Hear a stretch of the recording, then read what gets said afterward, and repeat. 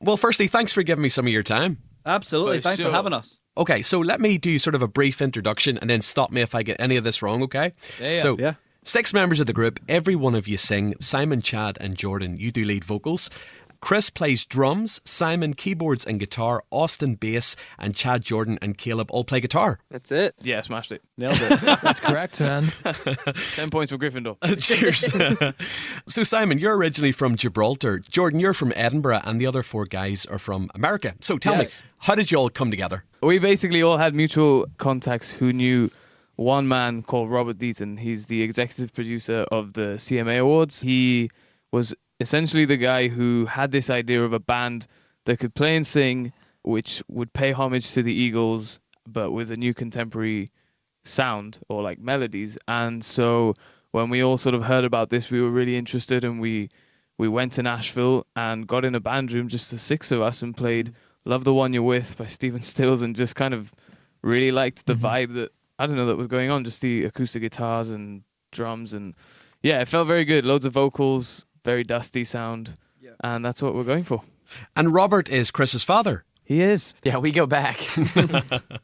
This guy's overseen the CMA since 2007, but it was also his idea of turning CMA Fest into a television special. So to be able to sort of lean on his knowledge and experience, that must be absolutely priceless. It absolutely is. Yeah, I've been learning from him my whole life, and now all 6 of us are together every single day. He's incredible, and it's really cool because we obviously were doing our own thing around the world where we didn't have those huge ideas, and suddenly you're working around someone who can realize those ideas. And so it's just really nice, to be just learning from him. And speaking of CMA Fest, I was actually over for the festival last year in Nashville, and I saw you. Yeah, I saw you guys play the Saturday afternoon at Bridgestone Plaza. You were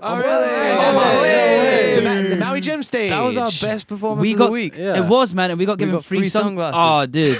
Maui Gym. Shout out Maui Gym. It was so cool because there was a sizable amount of buzz around you guys, and then there was like a group of us just piled up to see you, and you could see people turning to each other going, oh my God, these guys are the real deal, you know? That must have been Caleb's parents.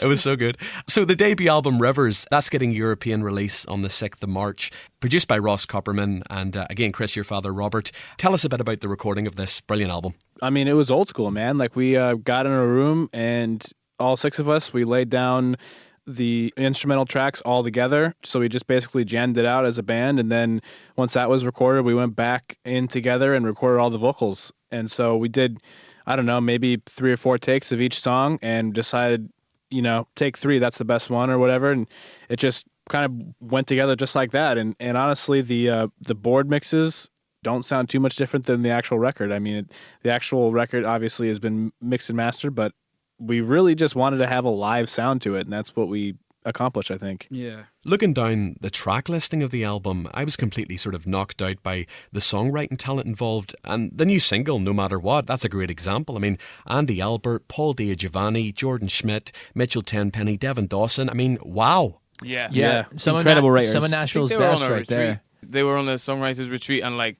it's so cool how a song that we never knew when it was written has become something that we've just fallen in love with in terms of like lyrically. We feel like it's our story to tell, and they've been so generous and like messaged us on Instagram being like, man, I love what you're doing with the new single. And yeah, just that relationship is really cool. Yeah, that song just has so much to it, and I think what's really cool, especially with Devin and Mitchell being phenomenal country artists, and Paul Giovanni was in a band, Boys Like Girls, which were a band over in the States, and there's definitely given it that element when it was pitched to us, and we could hear it, and we could really turn it into the King Calaway sound pretty quickly, which was probably one of the easiest songs actually for us to kind of put together. Last March you made your Opry debut. I mean, what was that like?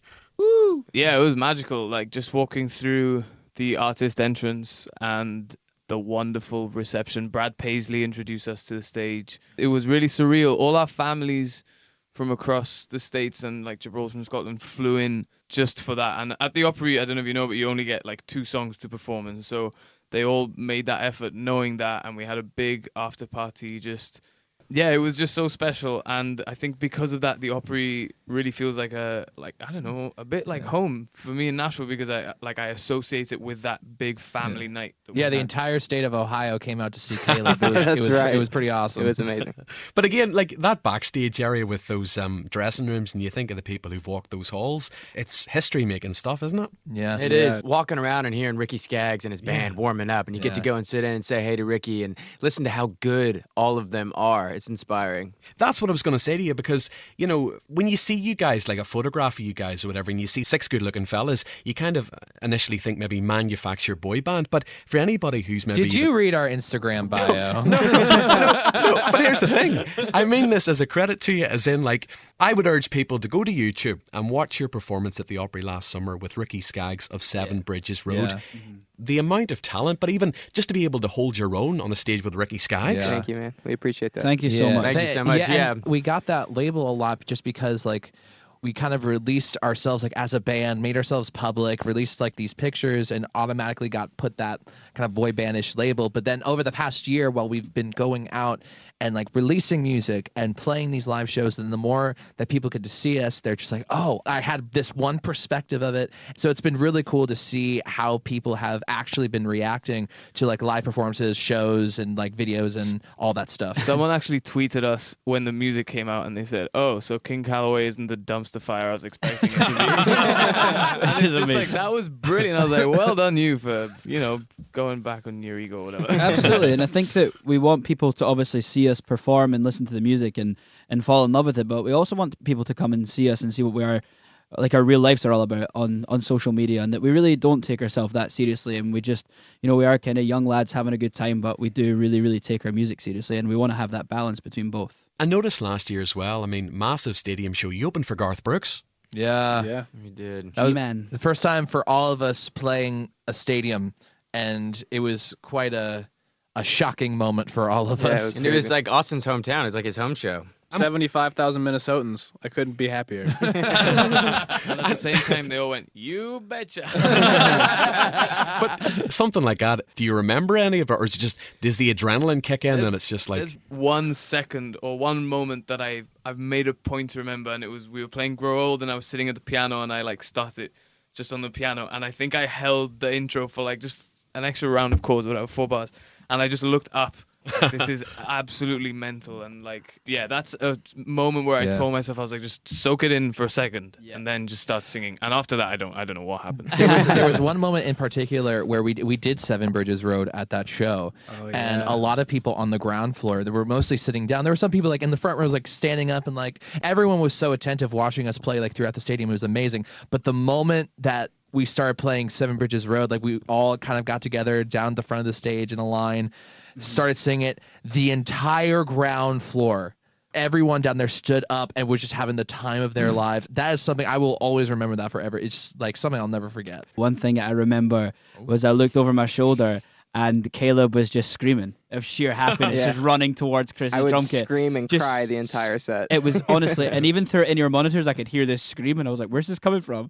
And I'd look over, and Caleb would just be screaming on the spot, just like like that. It was a blast. And would just run around like a headless chicken. It was because you were on a wireless pack. Yeah, weren't it was you? amazing. So he was just, and that was one of the first gigs where we actually played a stadium and also had wireless pack. So I think Caleb had so much freedom where you just couldn't contain him. It was awesome. I know you've opened for Rascal Flatts before, but I see you're going to be opening for them this year on the farewell tour. We have about 12 dates that we're going to be joining them. They've had a huge influence on us, and we are just unbelievably excited. One of the shows is going to be at Red Rocks in Colorado. Wow. And we're just incredibly excited to go. Wow. I mean, you're just going to go along and scoop up all these Rascal Flatts fans? So. That's the plan. So King Calaway, the album Rivers is released over here on the 6th of March. And Yes, sir. Play out with a brand new single if you'd be so kind and introduce it. Hey, we're King Calaway. You're listening to Stuart Banford on Downtown Country, and just before we introduce this next song, hey Jim, hey Janine, this is No Matter What.